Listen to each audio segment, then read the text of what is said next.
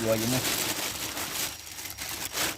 Satu jenis bulat, satu jenis panjang. Ni yang pada rumah sahabat. Tapi yang ni beli sahabat. Kilo RM3. Kita tengok isi dia macam mana. Dia kata yang ni isi oreng kan. Bismillahirrahmanirrahim. Ini isi oreng sahabat. Yang ni cepedak isi oreng. Oh lama. Kilo RM3 ni. Bismillah. Allahu Akbar. Ini isi oreng sahabat.